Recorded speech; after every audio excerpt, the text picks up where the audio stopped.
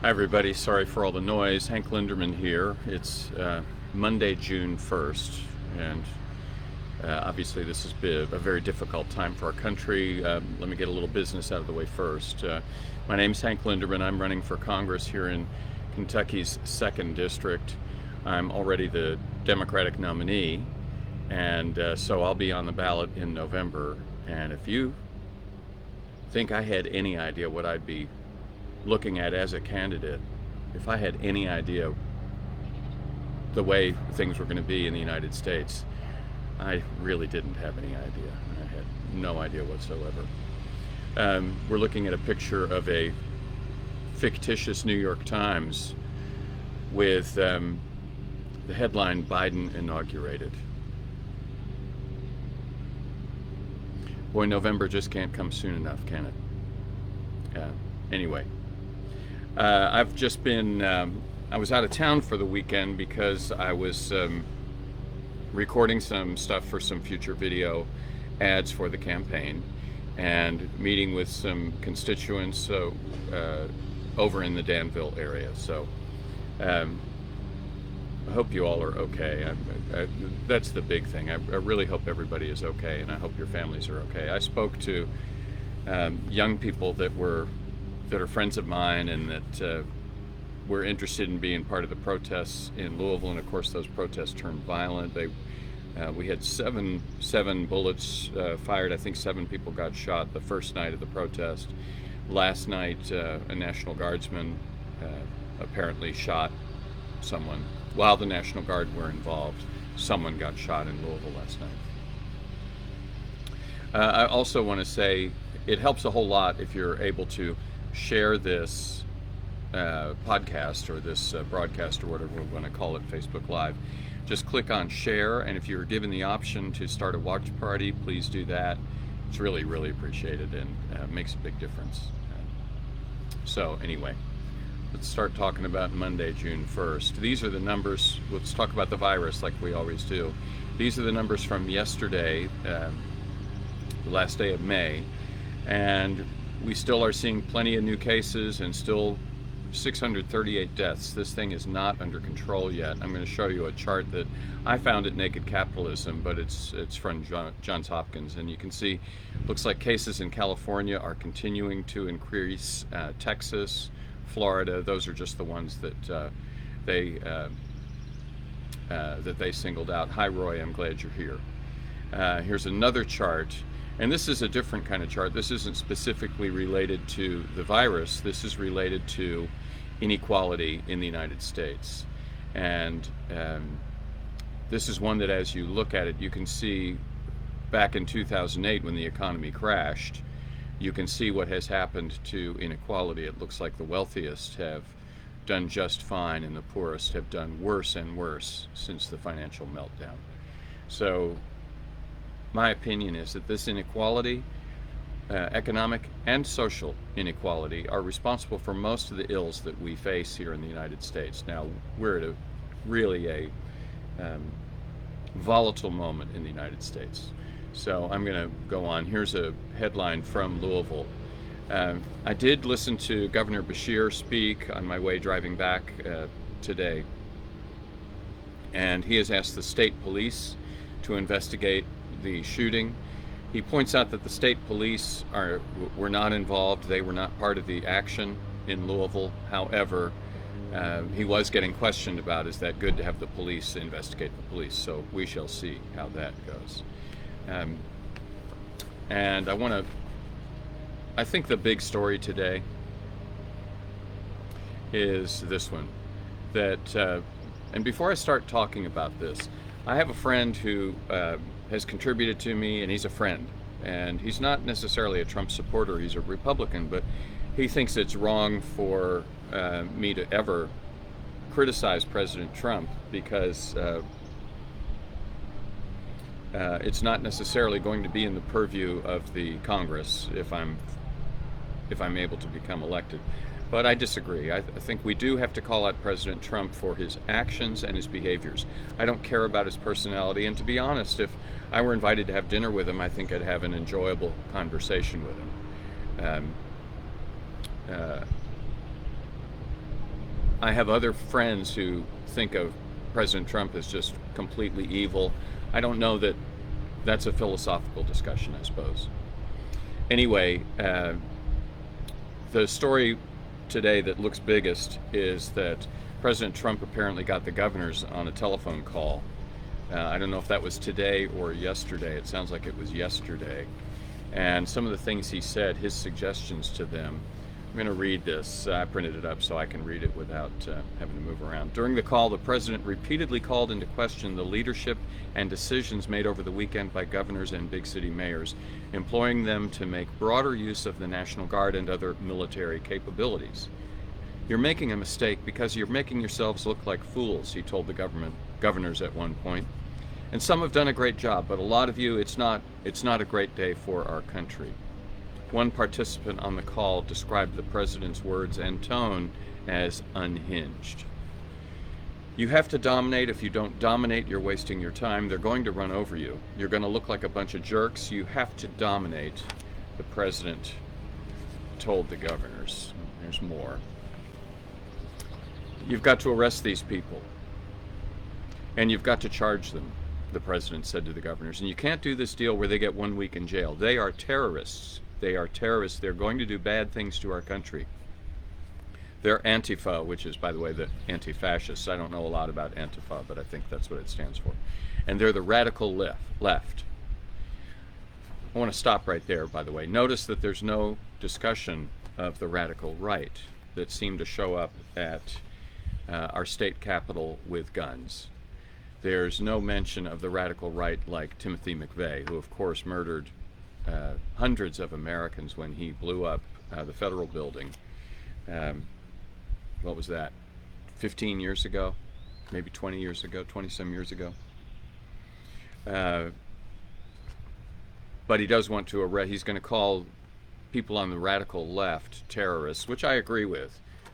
But you got to call the radical right terrorists as well, and they can all be shot, as far as I'm concerned. They can all be locked up.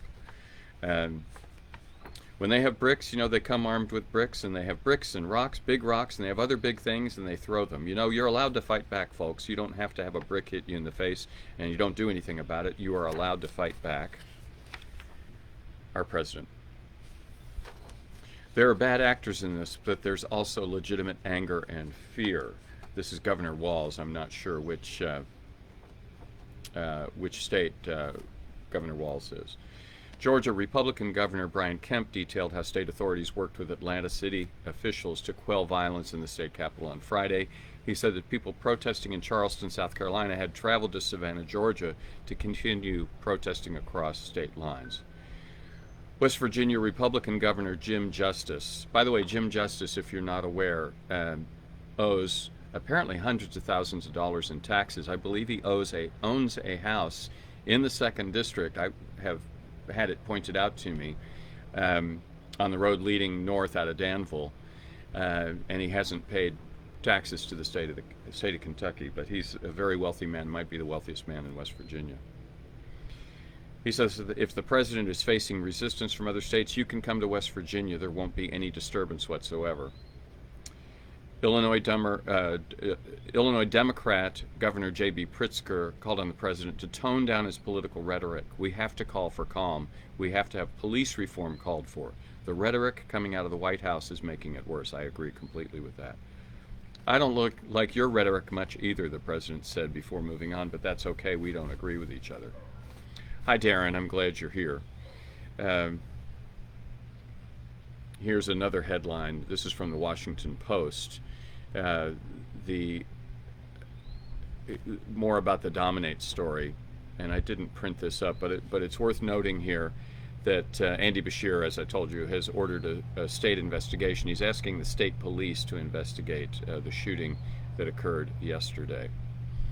I want to tell you something also, a story I was told about Louisville. I haven't seen this and I haven't found a link to it, so I can't promise that it's absolutely true, but I grew up in the Highlands in Louisville. I went to Atherton High School, and apparently the protests made it to the Highlands yesterday, and largely black protesters marching through the streets off of Bardstown Road or on Bardstown Road and in neighborhoods next to it. And apparently family members came outside and cheered on the protesters, came outside and stood on their porches and cheered encouragement to them. So there's widespread support for reform of the way the police do their business, and there's widespread support for finally dealing with the systemic violence that we inflict on Black America. I'm proud of my old neighborhood for that. Notice that Mayor de Blasio's daughter, Chiara, I don't know how that's pronounced, but she was one of the hundreds of people arrested after failing to disperse. And you know, something I think Governor Beshear did very, very well. He said, you're allowed to protest and you're allowed to aggressively protest. Just don't go into violence.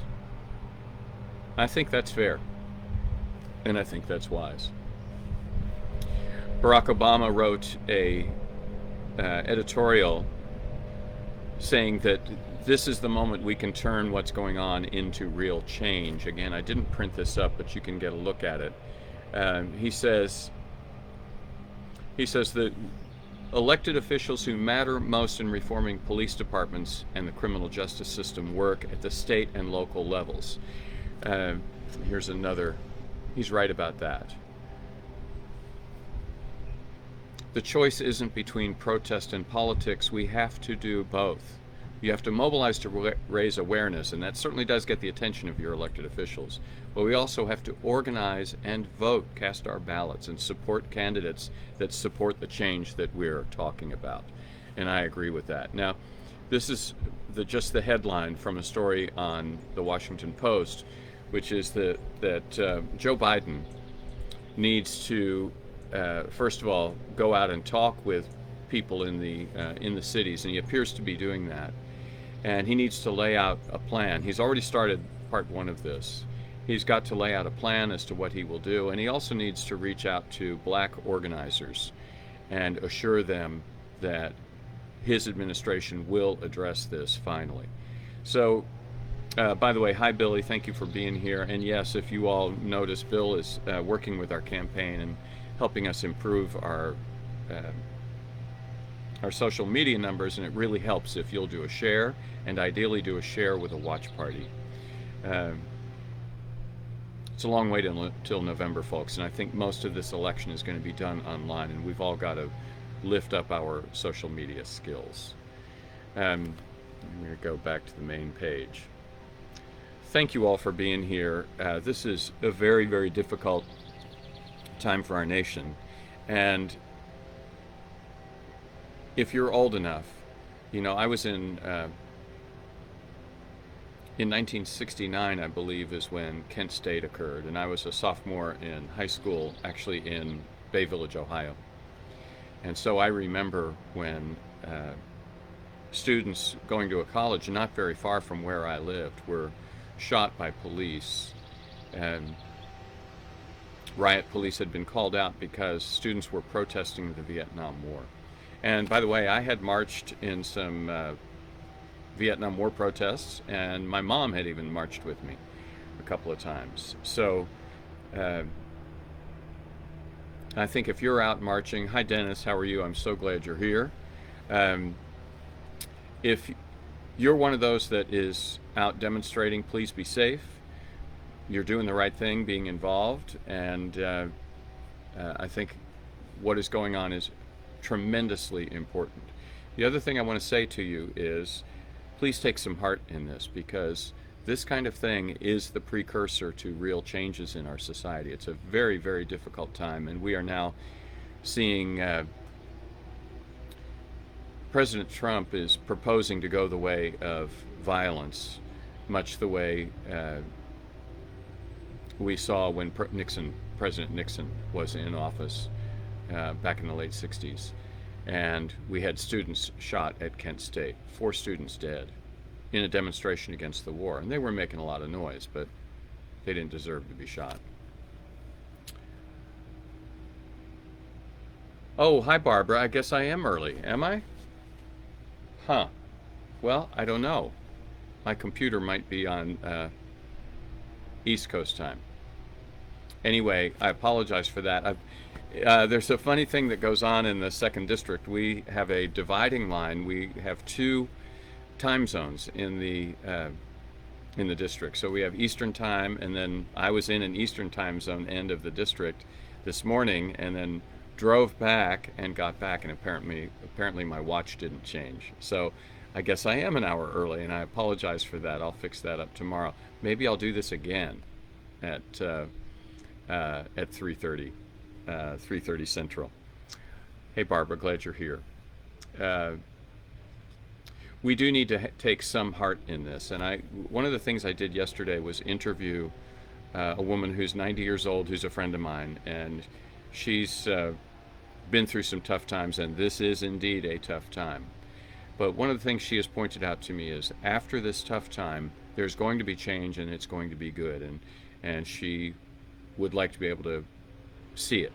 So folks, hey John Alma, I don't know if you're behind time or not. I think my clocks are messed up, and I may do this again just for the heck of it. I'll do another one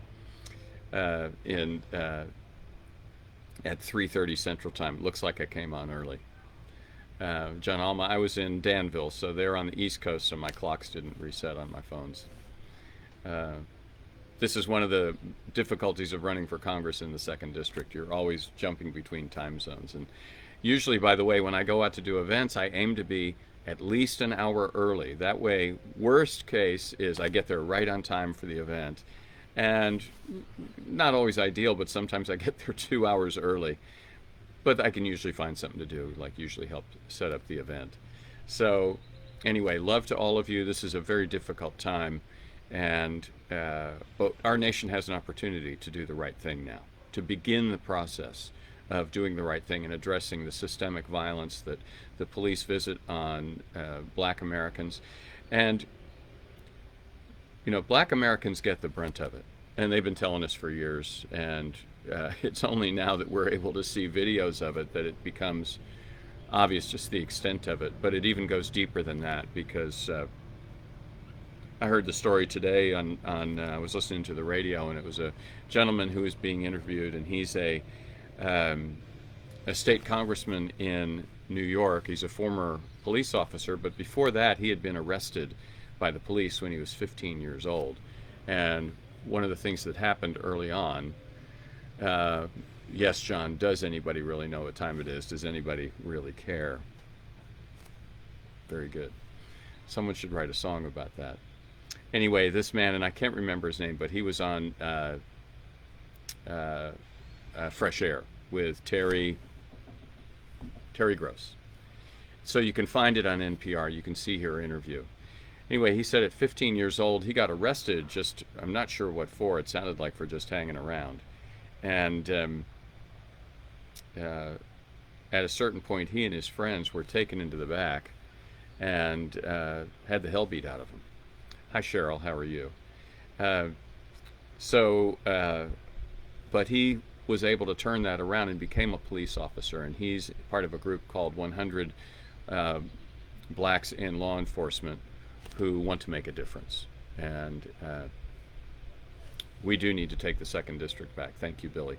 So I may come back and do another one just because this is such an unusual day, and I apologize for being early. And none of you commented on my hair. I got a haircut. I have a neighbor who we socially distanced, but she cut my hair on Saturday here on the porch. It took about 5 minutes, and I thought she did a great job. Thank you, Louise. Anyway, I will see you all tomorrow, and I might see you all here in about a half an hour again, just because I messed up the time, but whatever. All right. I love you all. I will see you later today, and also tomorrow. Thanks for being here.